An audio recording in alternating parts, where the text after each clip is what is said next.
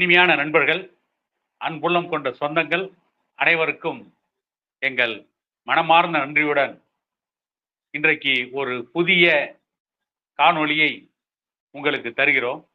இதற்கெல்லாம் காரணம் என்னவென்று கேட்டால், அரசியலில் அனாதையானவர்கள், அரசியல் அகதிகளாக்கப்பட்டவர்கள், அரசியலில் முதலில் முகவரியும் பின்னால் முகத்தையும் தொலைத்தவர்கள், எப்பொழுதெல்லாம் தன்னை காப்பாற்றிக் கொள்ள வேண்டும், முன்னிலைப்படுத்த வேண்டும், தன்னை விளம்பரப்படுத்திக் கொள்ள வேண்டும் என்று நினைக்கிறார்களோ அப்பொழுதெல்லாம் பாட்டாளி மக்கள் கட்சி வசைபாடுவது, பாட்டாளி மக்கள் கட்சியை நிறுவனர் டாக்டர் ஐயாவின் மீது அவதூறை கிளப்புவது, இது தமிழகத்தில் தொன்று தொட்டு நடந்து கொண்டே இருக்கிறது. ஆனால் அதையெல்லாம் உடைத்து நொறுக்கிவிட்டு பாட்டாளி மக்கள் கட்சி முன்னேறி கொண்டிருக்கிறது. அது ஒரு புறம். இப்பொழுது தமிழகத்திலே புதிதாக கிளம்பி இருக்கிறார் புதிய தமிழகம் கட்சியுடைய தலைவர் டாக்டர் கிருஷ்ணசாமி. அவரை பற்றித்தான் இந்த காணொலியில் காண இருக்கிறோம். அதற்காக நம்மோடு இணைந்திருக்கிறார் அரசியல் விமர்சகர் அண்ணன் ஆசே வெற்றிவேல் அவர்கள். அனைவருக்கும் வணக்கம். அனைவருக்கும் வணக்கம். அதாவது ஒரு முக்கியமான செய்தி என்னன்னு கேட்டீங்கன்னா, புதிய தமிழகம் கட்சியுடைய தலைவர் டாக்டர் கிருஷ்ணசாமி சமீபத்தில் ஒரு காணொளி வெளியிட்டிருக்கார்.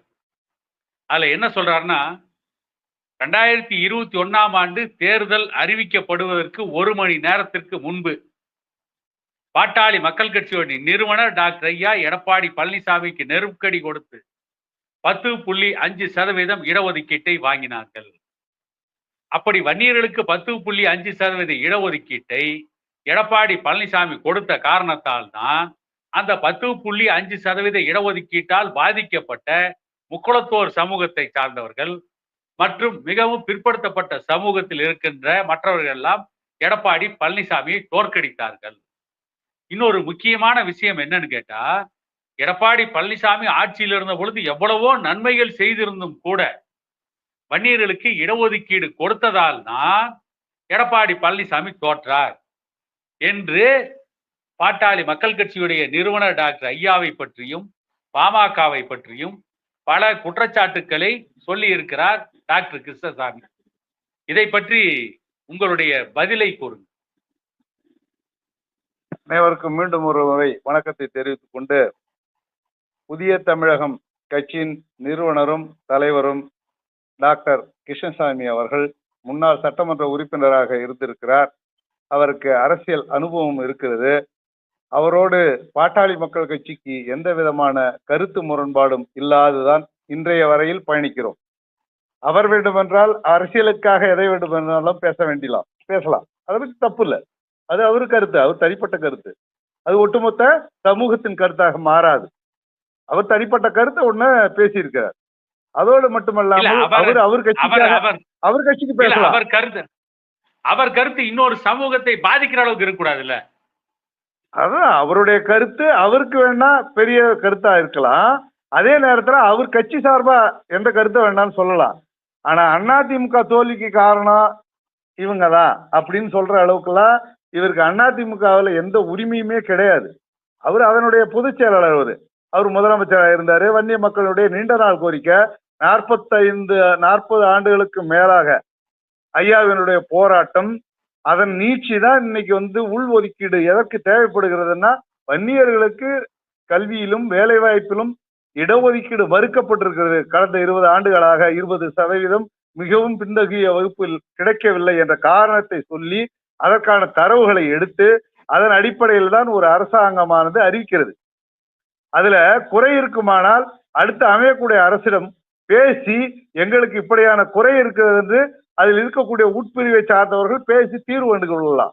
அதை விட்டுட்டு அரசியலா முழுமையா ஓட்டு அரசியலா பாக்குறது.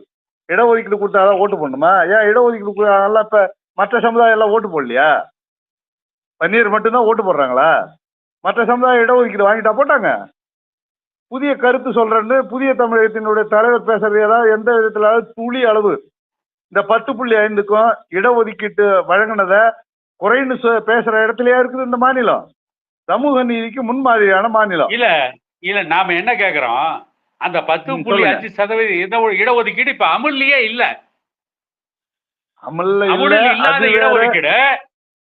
அமுலில் இல்லாத இடஒதுக்கீட்டை இப்ப திட்டமிட்டு இந்த கிருஷ்ணசாமி இன்னைக்கு பரப்புறாருன்னா வரப்போகிற சட்டமன்ற தேர்தல்ல எடப்பாடி பழனிசாமியை திருப்திப்படுத்தணும் அப்படிங்கிறதுக்காக கிருஷ்ணசாமி பேசுறாரா? எடப்பாடி பழனிசாமியோட கூட்டணி போறது, அவரு சந்தோஷப்பட பேசுறது ஒட்டுமொத்த ஒரு பெரும் சமூகத்தினுடைய இடஒதுக்கீட்டை விமர்சிக்க கூடாது. நாங்க என்னைக்குமே இடஒதுக்கீடு ஏன் அவங்களுக்கு கொடுத்தீங்கன்னு யாருக்கிட்டுமே நம்ம கேட்டதில்லை. ஏன் அவங்களுக்கு கொடுக்கலன்னு தான் கேட்டிருப்போம். அவங்க பட்டியல் இனத்திலேயே பின்தங்கி இருக்கிறாங்க, அவங்களுக்கு கொடுங்கன்னு தான் சொல்லியிருக்காரு ஐயா. புரியுதுங்களா? நாம போய் யாருக்கும் இந்த இடஒதுக்கீடு கொடுக்காதுன்னு சொல்லல. பிற்படுத்தப்பட்டவராக இருந்தாலும் அவருக்கு உரிய பங்கீட பிரிச்சு கொடுங்க. அனைவருக்கும் அனைத்து சமுதாயத்திற்குமான இடஒதுக்கீட்டை தான் பாட்டாளி மக்கள் கட்சி வலியுறுத்துது. இது புரியாம ஏதோ புத்திசாலித்தனமா பேசுறாரு. இல்லனா இப்ப நாம என்ன கேக்குறோம்னா, கிருஷ்ணசாமிக்கு திடீர்னு இந்த நாணோதயம் வந்து பாமகவையும் டாக்டர் ஐயாவையும் வசைபாட வேண்டிய அவசியம் என்ன? அததான் நமக்கும் புரியாத புதிரா இருக்குது. அந்த சமுதாயத்துல இருக்கக்கூடிய தலைவர்கள் அத்துணை பேருமே மருத்துவர் ஐயா பேர்ல அவ்வளவு நன்மதிப்போட அவ்வளவு பற்றோட இருக்கக்கூடியவங்க. வாக்கு நமக்கு செலுத்துறாங்க, வாக்கு செலுத்தல அது வேற. அவங்க இன்று வரையில நம்ம கட்சியையோ வன்னிய சமுதாயத்தையோ குறையா பேசியதே கிடையாது. இவர் ஒரு தனிநபரா ஒரு சமூகத்தின் மீது அவருக்கு உள்ள மன குமுறல், நம்ம வளர முடியலையே, நம்மள அரசியல்ல இருந்து புறந்தள்ளி விட்டார்களே, புறக்கணிக்கப்பட்டு இருக்கிறோமே, மீண்டும் ஒரு முகம் தேவை, முகவரி தேவை, அப்ப நம்ம என்ன செய்யணும் அப்படின்னு எதையோ பேச வேண்டும் என்பதற்காக பேசுகிறார். இந்த 10.5 என்பது வன்னியருடைய உரிமை. யாரும் நமக்கு பிச்சை இட வேண்டிய அவசியமே கிடையாது. இது நமது உரிமை. நம்ம உரிமைக்காக நமக்கு வழங்கப்பட்ட உரிமையை பிடிக்கலன்னு ஒரு நிமிஷம் பிடிக்கலன்னு வழக்கு மன்றத்துக்கு போனாங்க. வழக்கு மன்றத்துல இருக்கு, நிலுவையில விசாரணையில தான் இருக்கு. அவங்க கேட்டிருக்கிறது என்ன? தகுந்த தரவுகள் இல்லாது எங்களுக்கு பாதிக்கும் வகையில கொடுத்துருக்காங்க, அதை எங்களுக்கு தெரியப்படுத்தணும்னு இருக்காங்க. நீதிமன்றம் என்ன சொல்லியிருக்காங்க? நீங்க அதை தமிழக அரசு கொண்டாந்து கொடுங்க, இடஒதுக்கீடு கொடுக்கறதுக்கு தடை இல்லைன்ட்டாங்க. இதுல என்ன, இவர் என்ன புதிய தமிழக கட்சியினுடைய தலைவர் ஏதாவது இடஒதுக்கீட்டு வரைமுறை குழுவோடைய தலைவரா இவர் தமிழ்நாட்டுக்கு? இல்ல இவர்கிட்ட புள்ளி விவரம் இருக்கு, 10.5 கொடுத்தது சரியில்லை, தென் மாவட்டத்தில் வந்தவங்க பாதிக்கப்பட்டுட்டாங்கன்னு சொல்லி இவர்கிட்ட புள்ளி விவரம் இருக்குதா? இருக்குன்னா வெள்ளை அறிக்கையா வெளியிடுங்க, வெளியிட்டு பேசுங்க, ஆதாரப்பூர்வமா பேசுங்க. படிச்சவங்க தானே நீங்க, ஆதாரத்தை கேட்கலாம்ல அரசாங்கத்திட்ட. இதுல இன்னொரு முக்கியமான விஷயம் என்னன்னு கேட்டீங்கன்னா, வன்னியர்களுக்கு 10.5% இடஒதுக்கீடு அன்னைக்கு சட்டமன்றத்தில் அறிவிச்சப்ப வன்னியர்களுடைய இடஒதுக்கீட்டுக்கு எதிராக எத்தனையோ பேர் பேசினாங்க. ஒரு சமூகத்தின் தலைவர்னு காட்டிக்கொண்ட பலர் பேசினாங்க. அன்னைக்கு வன்னியர்களுக்கு ஆதரவா மிகப்பெரிய குரல் எங்க இருந்து எழுதுதுன்னா, தென் மாவட்டத்தில் இருந்த தேவேந்திரகுல வேளாளர் சமூகத்திலிருந்து தான் வன்னியர்களுக்கு ஆதரவான குரல் எழுந்தது. அடுத்தது இன்னொன்னு, இந்த ஜெய்பீம் திரைப்பட விவகாரத்துல நடிகர் சூர்யாவையும் சிவகுமாரையும் தெருவுக்கு இழுத்து செருப்பால் அடிச்சவர் யாருன்னு கேட்டா தேவேந்திரகுல வேளாளர் சமூகத்தினுடைய தலைவர் ஜான் பாண்டியன். ஆமா, வன்னியர் என்னுடைய சகோதரன், அவன் எப்படா அவமானப்படுத்தணும்னு கேட்டவர் யாரு? ஜான் பாண்டியன் தான். வன்னியர் சங்கமும் தேவேந்திரகுல வேளாளர் சமுதாயம் அந்த ஒருதாய் மக்கள் மாநாடு நடத்திய ஒரு சமூகம் இது. அதுக்கு தலைமை தாங்கியவர் டாக்டர் ஐயாவும் ஜான் பாண்டியனும் தான். இப்படி தேவேந்திரகுல சமுதாயத்தோட தேவேந்திரகுல வேளாளர் சமுதாயத்தோட சொல்லுங்க, தேவேந்திரகுல வேளாளர் சமூகத்து கூட நல்ல உறவு வைத்துக் கொண்டிருக்கின்ற பாட்டாளி மக்கள் கட்சி வன்னியர் சமூகத்துக்கு இடையே பிளவை உருவாக்குவதற்கு ஒரு கருவியாக கிருஷ்ணசாமி செயல்படுகிறாரா? அதாவது கட்சி வளர்ந்து வருகிறது என்று நாம் நினைக்க வேண்டும். பாட்டாளி மக்கள் கட்சி அங்கு தென் மாவட்டங்களில் ஆதரவு பெருகி வருகிறது. அதனுடைய வெளிப்பாடாக கூட இருக்கலாம் இவருடைய பேச்சு. அதாவது அடுத்து இன்னொன்னு என்ன சொல்றாருன்னா, மரக்காணத்துல மாநாட்டிற்கு சென்ற வன்னியர் சமூகத்து இளைஞர்கள் ஆதி திராவிடர், முதல்ல ஆதி திராவிடர்ங்கிறதே தப்பு. ஒரு டாக்டர் கிருஷ்ணசாமிக்கு ஆதி திராவிடருக்கு என்ன அர்த்தம்னே புரியல. ஒரு அரசியல் கட்சியின் தலைவர், சட்டமன்ற உறுப்பினராக இருந்தவர், பல நாடாளுமன்ற தேர்தலில் போட்டியிட்டவர், இதற்கு முன்பு நடந்த நாடாளுமன்ற தேர்தலையும் போட்டியிட்டு தோல்வியை சந்தித்தவர். ஆதி திராவிடர் சொல்றதே மிகப்பெரிய தவறு. ஆதி தமிழர் அதான் சரியா இருக்கும். இவர் என்னங்கிறாரு, ஆதி திராவிடர் மக்களுக்கு, ஆதி திராவிடர் மக்கள் அதாவது அன்றைக்கு மரக்காணத்தில் மாநாட்டிற்கு சென்ற வன்னியர் சமூகத்து இளைஞர்கள் அந்த மரக்காணத்தில் ஆதி திராவிட சமூகத்துக்கு எதிராக கலவரத்தை உருவாக்குனாங்க அப்படின்னு கிருஷ்ணசாமி இப்ப ஒரு குற்றச்சாட்டை பாமக மேல சுமத்துறார், வன்னியர் சமூகத்தின் மேலேயே சுமத்துறார். இத நீங்க எப்படி பாக்குறீங்க? ஏன் வன்னியர் சமூகத்தின் மேல தேவையில்லாத ஒரு குற்றச்சாட்டை சுமத்துறாரு? இதற்கெல்லாம் அடிப்படை காரணம் என்னவா இருக்கும்? இப்போ அந்த வழக்கு நீதிமன்றத்துல தீர்ப்பு வழங்கப்பட்டு யார் குற்றவாளின்னு சொல்லி தண்டனை வழங்கப்பட்டு முடிஞ்சிச்சு. அப்ப அவரு குறை சொல்வது நீதிமன்றத்தை குறை சொல்லிட்டு இருக்காரு, நம்மள இல்ல. கிட்டத்தட்ட அதுல 15 பேர் குற்றவாளிகள்னு விடுதலை சிறுத்தைகள் கட்சி நிர்வாகிகள் தான் தீர்மானிச்சிருக்காங்க. நாம என்ன கேட்கிறோம், நீதிமன்ற தீர்ப்பு கொடுத்ததற்கு பிறகும் அதை திட்டமிட்டு இன்னமும் பலி சுமத்துறாங்கன்னா இவங்களுடைய உள்நோக்கம் என்னங்கிறதா இப்ப கேள்வி. இது எல்லாமே அரசியலுக்காக பேசுறாரு அவர். அரசியல், வன்னியர் சமுதாயத்தினுடைய இடஒதுக்கீடு கூட அவருக்கு அரசியல் விளையாட்டா போயிட்டுது. நம்ம மக்கள் படுற கஷ்டம், நம்ம மக்களுடைய கல்வி, பொருளாதார சூழல், இதெல்லாம் நம்ம கிராமங்களுக்கு பார்த்தா எவ்வளவு பேர் வேலைக்கு போயிருக்காங்க, எவ்வளவு பேர் வேலை இல்லாம இருக்காங்க, விவசாயம் என்ன கஷ்டத்துல நடக்குது என்ன என்பதை இவர் நேர்ல வன்னிய மக்களுடைய பகுதியை பார்த்து விட்டு அவர்கள் நிலை தெரிந்து பேசினா அது ஒரு நியாயம் இருக்கும். இவர் பார்க்காமலேயே ஏதோ ஒரு குளிரூட்டப்பட்ட அறையில உட்கார்ந்துக்கிட்டு பேசுறதுங்கிறது அது அவருக்கு வேணா நியாயமா இருக்கலாம். வன்னிய மக்கள் படும் இன்னல்களையும் கஷ்டங்களையும் எடுத்து சொல்லி இன்றைக்கும் திராவிட முன்னேற்ற கழக அரசிடம் பல முறை ஐயா அவர்களே நேரில் சென்று பேசியிருக்கிறார். மருத்துவர் டாக்டர் அன்புமணி ராமதாஸ் ஐயா அவர்களும் போய் பேசி இருக்கிறாங்க, விரைந்து நடவடிக்கை எடுப்பதா சொல்லி இருக்கிறாங்க. இதுல ஒண்ணும் குறை இல்லை. அவங்களுக்கு உரிய இடம் ஒதுக்கிட்டா அவங்களுக்கு கொடுக்க சொல்றோம். யாருக்கு கொடுக்க கூடாதுன்னு பாட்டாளி மக்கள் கட்சியோ வன்னியர் சங்கமோ எங்களுக்கு மட்டும் கொடுங்க, யாருக்கும் கொடுக்காதீங்கன்னு இன்னைய வரையில பேசியிருக்கா. இவரை போன்று நாம் விமர்சிப்பது கிடையாது. இடஒதுக்கீட்டை கொடுங்க, நியாயமா எண்ணிக்கிட்டு கொடுங்க. அதுக்குதான் சாதிவாரி கணக்கெடுப்பு எடுங்க அப்படின்னு சொல்றோம். இவர் சாதிவாரி கணக்கெடுப்பு எடுக்கிறதுக்கு ஆதரவா இவர் குரல் எழுப்பி அதற்கு ஒரு போராட்டத்தை நடத்தி அனைத்து மக்களுக்கும் அனைத்து வகையான இடஒதுக்கீடு கிடைக்கணும் அப்படின்னு பேசினா அதுல ஒரு நியாயம் இருக்கு. அதனால ஒரு இடஒதுக்கீட்டுல தனிப்பட்ட முறையில வன்னியர்களுக்கு மட்டும் இடஒதுக்கீடு கொடுப்பது அவருக்கு விருப்பம் இல்லையோ என்னவோ, அது இவ்வளவு நாளா மனசுல இருந்து இன்றைக்கு அவர் வெளியிட்ட வீடியோ காட்சியின் மூலமாக வெளிப்பட்டு இருக்கு. அவ்வளவுதான். அவர் மனசு இவ்வளவு நாளா அதை மனசுலயே நிறுத்தி இருந்திருக்காரு. வன்னியர் வாழ்வு வளரக்கூடாது எல்லாரும் போலதான் நினைச்சிருக்காரு. அது நமக்கு ரொம்ப மன சங்கடமா இருக்குது.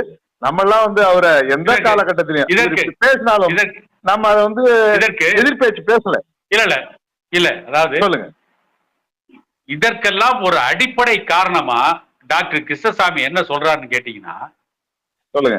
அதாவது பட்டியல் சமூகம் மற்றும் பழங்குடியினருக்கு 19% இடஒதுக்கீடு அமல்ல இருக்கு மத்திய மாநில அரசுகளின் இடஒதுக்கீட்டுல. அதுல 1% பழங்குடியினருக்கு மலைவாழ் மக்களுக்கு ஒதுக்கப்பட்டிருக்கு. அந்த 18% தமிழ்நாட்டுல அருந்ததியர்களுக்கு 3% இடஒதுக்கீடு கலைஞர் முதலமைச்சராக இருந்த பொழுது வழங்கப்பட்டது. அந்த இடஒதுக்கீடு அருந்ததியர்களுக்கு வழங்குவதற்கு மிக முக்கிய காரணமாக இருந்தவர் யாருன்னா பாட்டாளி மக்கள் கட்சியினுடைய நிறுவனர் டாக்டர் ஐயா அவர்கள். அதை ஐயாவே பலமுறை கூறியிருக்காரு. அது ஐயாவே பலமுறை கூறியிருக்காரு. இப்ப நீதிமன்ற தீர்ப்பு வந்ததற்கு பிறகு நாங்கள் போராடி கலைஞரிடம் பேசி அந்த இடஒதுக்கீடை பெற்றுக் கொடுத்தோம். அருந்ததியர்களுக்கு அந்த இடஒதுக்கீடு நீதிமன்றத்தால் ஊர்ஜிதப்படுத்தப்பட்டது. நீதிமன்றம் அதை ஏற்றுக்கொண்டதற்கு பிறகு அதற்காக மகிழ்ச்சி அடைகிறேன் அறிக்கை வெளியிட்டார். இதை பத்தி கிருஷ்ணசாமி என்ன சொல்றாருன்னா, இந்த 3% அருந்ததியர்களுக்கான உள் ஒதுக்கீடு கொடுத்ததுக்கு பின்னால வட தமிழ்நாட்டிலும் சரி, தென் தமிழ்நாட்டிலும் சரி. தென் தமிழ்நாட்டில் தேவேந்திரகுல வேளாளர் சமூகம், வட தமிழ்நாட்டில் பறையர் உள்ளிட்ட இன்னும் பல சமூகங்கள். இவங்களுக்கு கிடைக்க வேண்டிய கல்வி, வேலை வாய்ப்பு அறவே இல்லாம போயிருச்சான். அதாவது ஒரு காலியிடம் ஏற்பட்டால் கூட அந்த இடத்திற்கு அருந்ததிகள் போயிடுறாங்களாம். தேவேந்திரகுல வேளாளர் சமூகமோ அல்லது வட தமிழகத்தின் ஆதி தமிழர், கிருஷ்ணசாமி பாணியில் சொன்னோம்னா ஆதி திராவிடர்கள் யாருமே வேலைக்கு போக முடியலையா. இந்த நாடோதி இவருக்கு எப்ப வந்ததுன்னு கேட்டீங்கன்னா, எப்ப கலைஞர் கருணாநிதி இடஒதுக்கீடு அறிவிச்சப்ப இந்த நாடோதி டாக்டர் கிருஷ்ணசாமிக்கு வரல. இப்ப நீதிமன்றம் ஒரு உத்தரவு கொடுத்ததற்கு பிறகு, நீதிமன்றம் ஒரு தீர்ப்பு கொடுத்ததற்கு பிறகு, வட தமிழ்நாட்டிலிருந்து திருமாவளவன் உச்ச நீதிமன்றத்தில் சீராய்வு மனு தாக்கல் செய்து, அருந்ததியர் இடஒதுக்கீட்டுக்கு எதிராக சீராய்வு மனு தாக்கல் செய்து, அந்த சீராய்வு மனுவும் நீதிமன்றம் தள்ளுபடி செய்ததற்கு பிறகு பழிய பாட்டாளி மக்கள் கட்சி மேல போடுறாரு. அதே நேரத்தில் நாம என்ன கேள்வி கேட்கிறோம்னா, இப்ப 18% இடஒதுக்கீட்டு ஆதி திராவிடர் சமூகத்திற்கு ஒட்டுமொத்த ஷெட்யூல்டு கேஸ்ட், அதாவது பட்டியல் படுத்தப்பட்ட சமூகங்கள், இவங்களுக்கு கொடுக்கப்பட்ட இடஒதுக்கீட்டுல 3% தான் அருந்ததிகளுக்கு போயிருக்கு. 15% ஆதி தமிழர்களுக்கும் தேவேந்திரகுல வேளாளர் சமூகத்துக்கு இருக்கும் பொழுது ஒரு வேலைக்கு கூட அவங்க போக முடியல. எல்லா இடத்துக்கும் அருந்ததிகள் தான் போறாங்கன்னு இவரு கிருஷ்ணசாமி சொல்றாரு. இது சரியான கூற்றுதானா? வெள்ளை அறிக்கையை விட சொல்லலாம்ல, தவறு நடக்குது. வெள்ளை அறிக்கை தமிழக அரசாங்கத்திட்ட தானே கேட்கணும். நாங்க இவ்வளவு பாதிக்கப்பட்டிருக்கோம், எங்களுக்கான இடஒதுக்கீடு மறுக்கப்பட்டிருக்கு இந்த 3% அப்படின்னு. இவர் யார் இந்த 3% ஆதரவா தமிழ்நாடு திமுக ஆட்சியில் இருக்கக்கூடிய முதலமைச்சர் தான் வழக்கு தீர்வுக்கு வந்து அவரும் மகிழ்ச்சி தெரிவிக்கிறாரு. அவங்க தந்தையார் தான் வழங்கினாரு இந்த 3%. அதற்கு மிகப்பெரிய தூண்டுதலாகவும் அவர்களுக்கு வழங்கணும்னு சொல்லி பேசினது வந்து மருத்துவர் ஐயா பாட்டாளி மக்கள் கட்சி நிறுவனர் மருத்துவர் ஐயா பேசினாங்க. இது எல்லாம் உறுதி செய்யப்பட்டு இன்னைக்கு வந்திருக்குது. சரி, நம்ம இந்த நிலையில அதை எடுத்துக்குவோம்.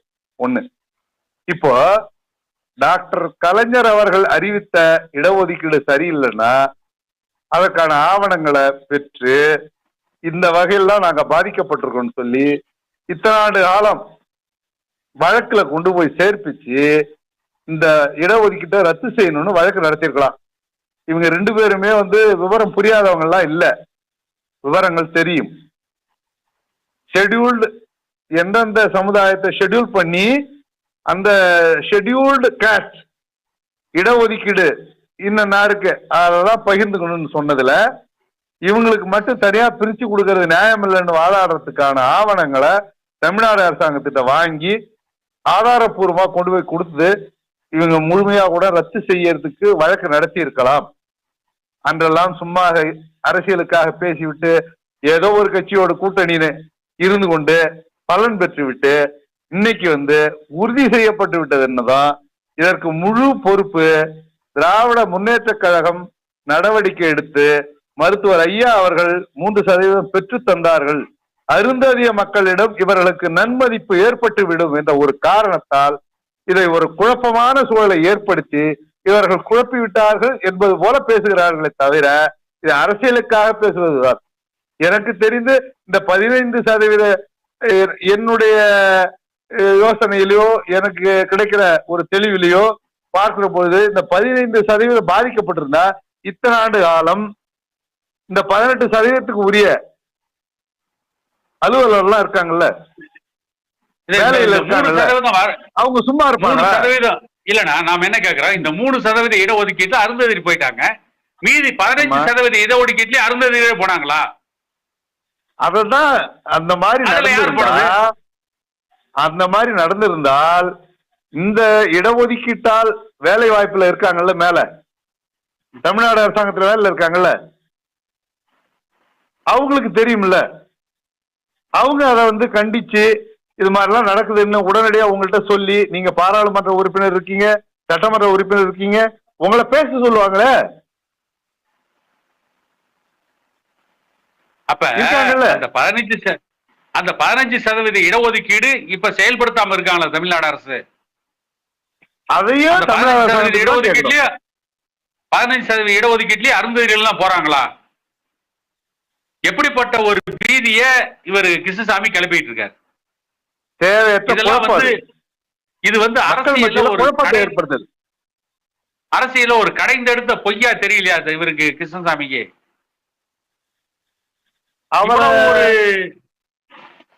இவ்வளவு ஒரு மோசமான சித்தாந்தத்தோட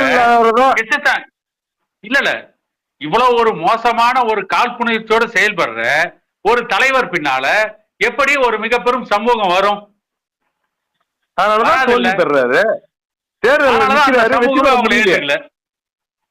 சொல்ற மாதிரி ஏதோ 1-2 சீட் தான் போட்டிடுறாரு, அதுல கூட வர முடியல. இல்ல இன்னொரு இறுதியா ஒரே ஒரு கேள்வி என்னன்னு கேட்டீங்கன்னா, அது நரேந்திர மோடி தமிழ்நாட்டிற்கு வந்தப்ப சந்திச்சார் டாக்டர் கிருஷ்ணசாமி.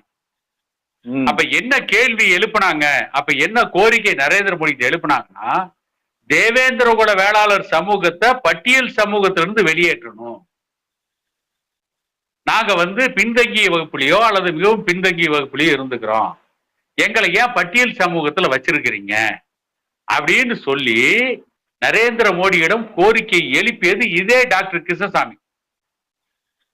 அதே நேரத்துல இன்னொன்னு என்ன சொன்னாங்கன்னா, இந்த பட்டியல் சமூகத்திலிருந்து தேவேந்திர குல வேளாளர் சமூகத்தை வெளியேற்றல, அதனால பாரதிய ஜனதா கட்சி கூட்டணி விட்டு வெளியேறி எடப்பாடி பழனிசாமியோட அதிமுகவோட கடந்த 2024 இந்த ஆண்டு நடந்த அந்த நாடாளுமன்ற தேர்தலில் அதிமுகவோட கூட்டணி வச்சு ஒரு தொகுதியில போட்டிட்டார்.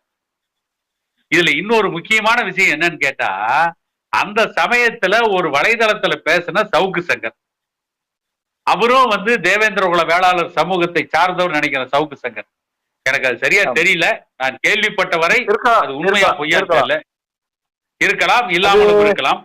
அவரு சவுக்கு சங்கர் என்ன பேசினார், சவுக்கு சங்கர் என்ன பேசினார்னா, தேவேந்திர குல வேளாளர் சமூகத்துக்கு டாக்டர் கிருஷ்ணசாமி மட்டுமே பிரதிநிதியா?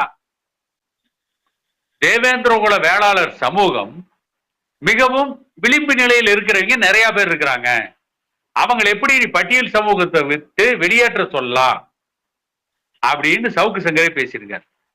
ஆக அன்னைக்கு அதெல்லாம் பேசிட்டு இன்னைக்கு பட்டியல் சமூகத்தினுடைய இடஒதுக்கீடு பாதிக்குதுன்னு பேசுறாரு. இதுல இருந்து கிருஷ்ணசாமி என்ன சொல்ல வர்றார் அல்லது யார குழப்பறார்? இன்னொரு முக்கியமான செய்தி என்னன்னு கேட்டா, 3% இடஒதுக்கீடு வாங்கிய அல்லது கொடுக்கப்பட்ட அருந்ததியர்களுக்கான இடஒதுக்கீடு பயன்பெறுகின்ற அந்த அருந்ததியர் மக்கள்லாம் என்ன விட்டா மிராசுகள், குட்டி குபேரர்களா, கோடீஸ்வரரா வாழ்றாங்களா? அவங்க தெருவோரத்துல செருப்பு தானே தைச்சிட்டு இருக்கிறாங்க, அவங்களுக்கு இடஒதுக்கீடு கொடுக்க கூடாதுங்கிறாரா? அப்ப இவர் விளிம்பு நிலை மக்களுக்காக கட்சி நடத்துறதெல்லாம் மாய்மாலம் பொய்யா? இந்த கேள்வி எல்லாம் எழுது. இந்த கேள்விக்கெல்லாம் உங்களுடைய பதிவு பண்ணு. இடஒதுக்கீட்டுல பட்டியல் வெளியேற்றம் என்பது அந்த சமூகத்தினுடைய மக்கள் விருப்பத்திற்கேற்ப பேசும், மக்களை கேட்டு இவங்க முடிவெடுத்து பேசிக்க வேண்டியது, அது அவங்க சமூக பிரச்சனை, அதுல நம்ம பேச வேண்டியது. அதே நேரத்துல இடஒதுக்கீடு சம்பந்தமா அருந்ததியருக்கு கொடுத்தது நியாயம்னு சொல்றாங்க. அதே நேரத்துல அவரே சொல்றாரு 15% சரியான முறையில் எங்களுக்கு கிடைக்கவில்லைங்கிறார். அவர் என்ன சொல்ல வர்றாரு அப்படின்றது அவருக்கு ஒரு குழப்பமா இருக்கு. அப்ப 15% கிடைக்கிறதுக்காக போராடணுமா அல்லது 3% இடஒதுக்கீடு அனுபவிக்கணுமா? அதுதான் அவர் தான் அதை முடிவு சொல்லணும். அவருக்கு அது குழப்பமா இருக்குது. அப்படியே அருந்ததியர் இப்போ இந்த வகையில சிந்திச்சு பாருங்க, அருந்ததியர்கள் அதிகப்படியாக 3% அதிகமா வேலை வாய்ப்புலையோ கல்வியிலையோ இருந்தாங்கன்னா அவங்க மொத்த எண்ணிக்கையும் அவ்வளவு பேரும் இன்னைக்கு வேலைக்கு போயிருப்பாங்க. இவர் சொல்ற கூற்றுப்படி அவங்க எண்ணிக்கை அவ்வளவுதான் இருப்பாங்க. முன்னுக்கு பின் முரணாக மக்களை குழப்புவது, மக்களிடையே வேற்றுமையான கருத்துக்களை சொல்லி ஒருவரை ஒருவர் பிரித்தாளும் சூழ்ச்சியை பிராமணியம் என்றுதான் சொல்ல முடியும். ஏனோ இந்த பிராமணிய சிந்தனை டாக்டர் கிருஷ்ணசாமி அவர்களுக்கு வந்து விட்டது என்பதுதான் மன வருத்தமான செய்தி. பிராமணிய சிந்தனை தான் அவருக்கு இப்போ நல்லா யோசிச்சு பாத்தீங்கன்னா தெரியும். யாருக்கு இந்த மாதிரி குழப்பங்கள்லாம் ஏற்படுத்துவா சொல்லுங்க பார்க்கலாம். பிராமணர்கள் அல்ல, பிராமண சிந்தனையை தலையில் வைத்துக் கொண்டு நான் ஆதிக்கம் செலுத்த வேண்டும், பிற சமூகம் என் பின்னால் வர வேண்டும் அப்படின்னு நினைக்கக்கூடியவங்க தான் பிராமணியம். பிராமணர்கள் முழுமையா பிராமணர்கள் இல்ல, பிராமணியம் பண்றவங்க இல்ல. அவங்க எல்லாம் இல்ல, அவங்க எல்லாம் அவங்க நண்பர்களா இப்பெல்லாம் பழக ஆரம்பிச்சிட்டாங்க. பார்ப்பானிய நான் ஆதிக்கம் பண்ணு மத்தவங்க எல்லாம் என் பின்னால வரணும்னு சொல்றது இல்ல, நான் ஆதிக்கம் பண்ணு மத்தவங்க எல்லாம் எனக்கு அடிமையாவே இருக்குன்னு சொல்றதா பார்ப்பானியம். அத ஒரு நாகரிகமா சொன்ன, அதுதான், வேற ஒண்ணு இல்லையா. அதனால டாக்டர் ஐயாவுடைய சித்தாந்தம் என்னன்னு கேட்டா, எனக்கு இடஒதுக்கீடு கூட எல்லாருக்கும் கொடு, அவ்வளவுதான். எங்களுக்கு சமூக நீதி கொடு, எங்களை மாதிரி எல்லாருக்கும் சமூக நீதி கொடு, எங்களை மாதிரி எல்லாருக்கும் கல்வி வேலை வாய்ப்பு கொடு.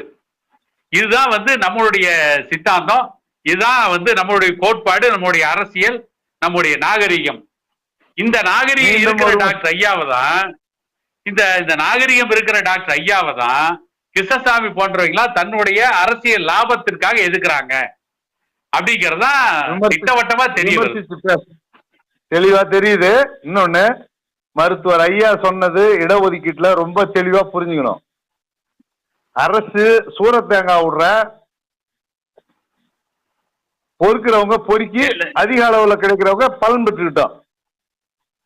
ஆனா அரசினுடைய கோட்பாடு ஐயா சொன்னது என்னன்னா, தேங்காய உடைச்சிருங்க, யாருக்கு எந்த அளவுங்கிற அளவீட்டின்படி கொடுத்துருங்க, இதான் இடஒதுக்கீடு. இதுக்கு பெரிய சித்தாந்தம் எல்லாம் பேச வேணாம் டாக்டர். புதிய தமிழகம் கட்சியினுடைய தலைவர் டாக்டர் பெரிய சித்தாந்தம் வேதாந்தம் எல்லாம் பேச வேண்டிய அவசியம் இல்லை. தேங்காய பங்கிட்டு கொடுக்கறது இடஒதுக்கீடு. நீங்க என்ன சொல்றீங்க, பங்கிட்டே கொடுக்காதீங்கிறீங்க. தேங்காயாவே இருக்கட்டும், யாரோ சாப்பிட்டோம், இல்ல நீங்க ஏன் சாப்பிட போறீங்க? அவர் தேங்காய் அப்படியே எங்கிட்ட கொடுத்துருக்கிறாரு. அவர் மட்டும் சாப்பிட போறாரா? அவர் தேங்காய் அவர்கிட்ட கொடுத்துட சொல்றாரு. அப்ப மற்றவங்க வேடிக்கை பார்ப்பாங்களா? அதுல இன்னொரு வேடிக்கை என்னன்னா, ஆளுகின்ற ஆட்சியாளர் என்ன சொல்றாங்கன்னா, தேங்காயை உங்ககிட்ட கொடுக்க மாட்டேன், தென்னை மரத்தையே நான் வெட்டி எடுத்துட்டு போயிடுறாங்கிறாங்க. ஆளுகின்ற ஆட்சியாளர் மரத்தையே நான் வெட்டி எடுத்து போயிடுறாங்கிறான். இப்ப மொத்தத்துல சிந்திச்சீங்கன்னா, டாக்டர் கிருஷ்ணசாமி அவர்கள் சமூக நீதி பேசுகின்ற மருத்துவர் ஐயாவின் பக்கம் இருக்க வேண்டும். இவ்வளவு கோளாறுகளும் சிக்கலும் இருக்குதுங்க. அப்படி இருக்கும் பட்சத்தில் இதுக்கெல்லாம் தீர்வு ஒன்னே ஒண்ணுதான், வாங்க எல்லாரும் சேர்ந்து போராடுவோம். சாதி வாரி கணக்கெடுப்பு ஏறக்குறைய 5 மாநிலங்களுக்கு மேலாக எடுத்துட்டாங்க, வெளியிட்டுட்டாங்க. நம்ம மாநிலம் ஒரு முன்னோடி மாநிலம். தந்தை பெரியார் அவர்கள் 69% இடஒதுக்கீட்டுக்காக போராடி அதை நிலைநிறுத்திய ஒரு மாநிலம் எது அப்படின்னா தமிழ்நாடு.